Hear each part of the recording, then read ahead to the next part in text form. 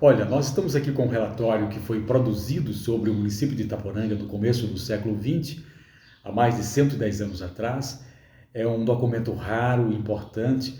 Nós já tivemos a oportunidade de falar sobre ele aqui, inclusive de ler trecho desse documento, mas hoje especialmente nós vamos ver do que vivia o município naquele tempo, ou seja, qual era a sua principal atividade econômica e quem eram os homens ricos daquele tempo, aqueles que tinham controle econômico do município naquela época, quando inclusive Itaporanga se chamava Misericórdia. É importante inicialmente dizermos que naquele tempo o município tinha apenas 9.000 habitantes, considerando a vila, que era a sede do município, hoje cidade de Itaporanga, e as povoações em torno dessa sede, que eram São Boaventura, atualmente município de Boaventura, São Paulo, hoje município de Diamante, Timbaúba, atualmente município de Serra Grande, Minadouro, que hoje integra o município de Pedra Branca, e São José, atualmente município de São José de Caiara. Então, a vila, que era a sede do município, e essas povoações em torno dela tinham 9.000 residentes. Na sede, ou seja, na vila, hoje cidade de Itaporanga, nós tínhamos apenas 93 prédios, 93 edificações. Dessas edificações, apenas 12 estabelecimentos comerciais. Não tínhamos um comércio desenvolvido e nossa principal atividade econômica era baseada no campo, ou seja, na agricultura e na pecuária. Então, a nossa atividade agrária era fundamental porque a nossa população também era predominantemente rural. A maior parte dessas 9.000 pessoas moravam no campo. Então, quem eram os homens ricos daquele tempo? Exatamente aqueles que tinham controle das terras e das águas, não é? Então, nós tínhamos grandes proprietários rurais, grandes donos de terras, que também tinham açudes. E se hoje nós temos problemas hídricos, imaginem naquele tempo em que havia uma grave escassez de água. No entanto, com esses açudes que estavam espalhados pelo município, muitas populações conseguiam sobreviver e sobreviviam, e também essas fazendas terminavam sendo grandes produtoras de milho, arroz, feijão e principalmente o algodão. O algodão era uma atividade agrícola importante naquele tempo. Então, os homens que tinham duas indústrias rudimentares daquela época também tinham um controle econômico, que eram os engenhos de fazer rapadura e também as máquinas de descaroçar algodão. No município, naquele tempo, existiam essas duas indústrias rudimentares. E geralmente os grandes proprietários que tinham a terra e que tinham a água também eram donos dessas duas indústrias rudimentares naquele tempo, não é? Então vamos ver onde estavam localizados os açudes e quem eram os seus proprietários, e também vamos ver onde estavam localizados os engenhos e as máquinas de descaroçar algodão e quem eram também os seus donos. É importante dizer que, historicamente, a água e a terra sempre estiveram concentrados nas mãos de poucas pessoas. Isso historicamente, aqui no município, no estado e no país. É um grave problema social, mas que é a realidade. Então, naquele tempo, nós tínhamos açudes, não eram muitos, eram poucos, mas eram importantes, e estavam sob o controle e o comando de alguns proprietários rurais. Vamos ver. Por exemplo, em São José, nós tínhamos um açude de Francisco das Chagas Caiana, um açude de Antônio Eduardo e outro de Manuel Francisco da Silva. Em Capim Verde, também no município, nós tínhamos um de José Leite da Silva. Em Timbaúba, nós tínhamos um açude de José Carneiro da Silva e outro de Dona Eudócia Emília de Souza, não é? Em Aguiar, também aqui no município, nós tínhamos dois açudes, melhor dizendo, um de Antônio Leite da Silva e outro de Antônio Feras de Azevedo. Em Caracol, nós tínhamos 9 açudes. Um de Benedito Feras de Azevedo, um de Antônio Cavalcante de Arruda, um de João Cavalcante de Arruda, um da viúva de Brasilino, um de Dona Maria Leopoldina, um do Dr. Felizardo Toscano Leite Ferreira, um dos herdeiros de Eduardo de Souza, um de Antônio Pereira Lima e um de João Antônio Borges. No Exu, nós tínhamos 2 açudes, um de João Vieira de Souza, e no Capim Grosso, um de João Vieira de Souza também.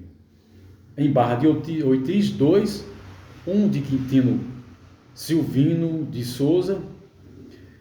Na Mata de Oitis, 1 de Fortunato Pereira Gomes. Em São Paulo, 5, um de Antônio Francisco Vieira, um de Genésio Alexandre Diniz, um de Joaquim Sévolo de Souza, um de João Sévolo Diniz e um de Antônio Franco. Em Nazaré, também aqui no município, nós tínhamos um açude de Venceslau Lopes da Silva. Em Alagoa Seca, 2, um de Avelino Alves de Queiroz e um de José Martins de Souza. Em Cachoeira, 2, um de Irineu Rodrigues dos Santos e um da dona Balbina Roquezina da Fonseca. Em Pitombeira, 1 de Manuel Francisco da Silva. Em Logrador, 1 de Serafim José de Souza. Em Misericórdia, 1 de Serafim José de Souza. E seguindo com os açudes, nós tínhamos na Vazinha do Olho d'Água, 1 de José Carneiro da Silva. Em Viado Morto, 3, 2 de Agimiro Leite e 1 de José Pereira. Em Misericórdia, 1 de Ciríaco Ferreira de Souza. Também no município, na comunidade de Serra Grande, também aqui no município, 1 de Valdivino Lopes da Silva. Em Timbaúba, hoje Serra Grande, como já dito, 1 de Francisco de Souza Bugi. Poço Dantas, essa comunidade tinha 1 de João Pinto de Souza. No Catolé, 2, 1 de Maria Ramalho Brunet e 1 de José Gomes Duarte Sobrinho.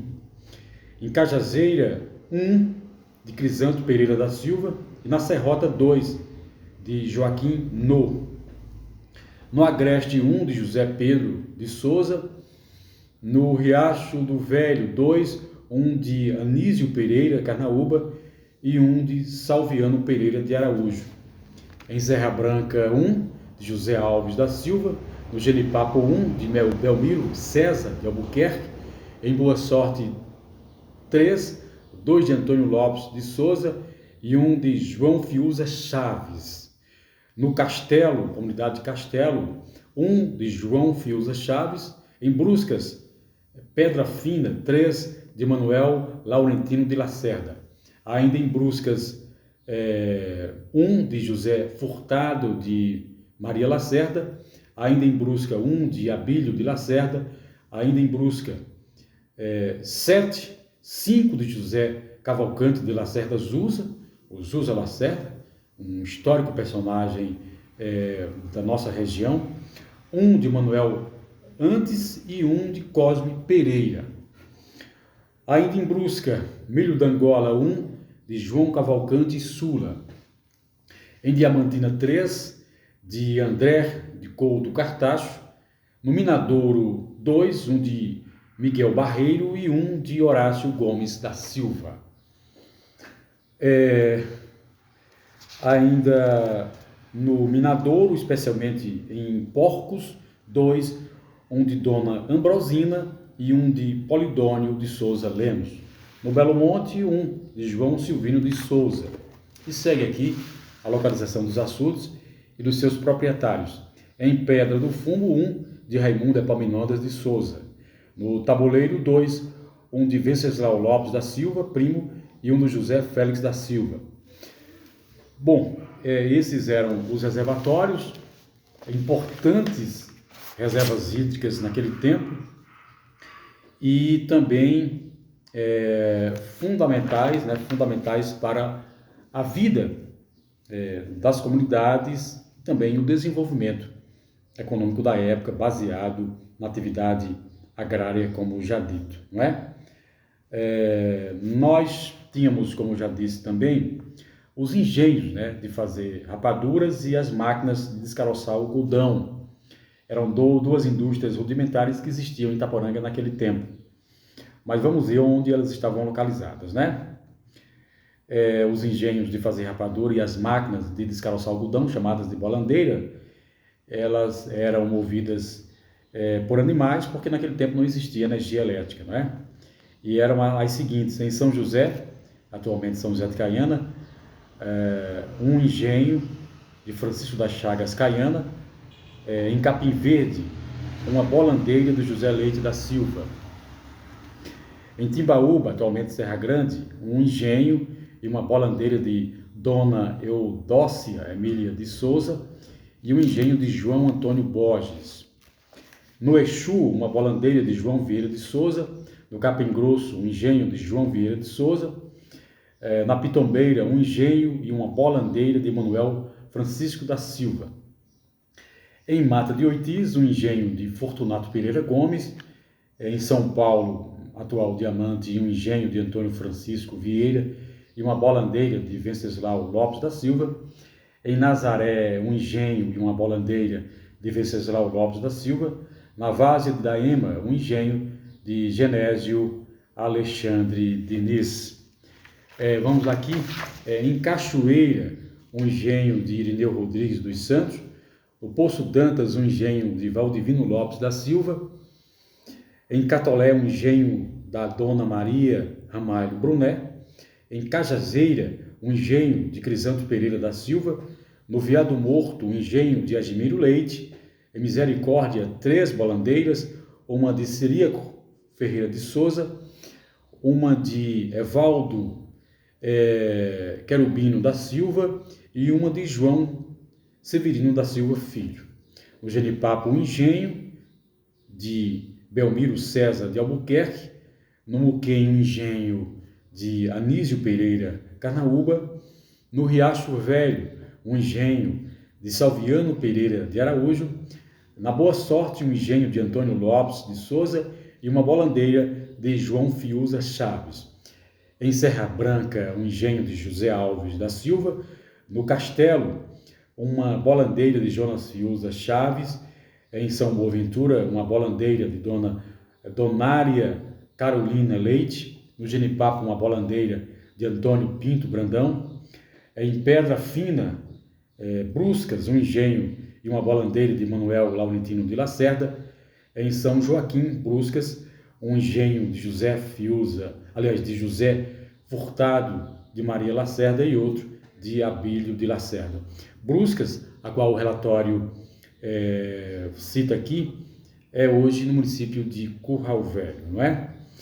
Em Curral Velho, um engenho e uma bolandeira de José Cavalcante de Lacerda Zusa. Naquela época, Curral Velho era uma área rural ainda pouco habitada, né?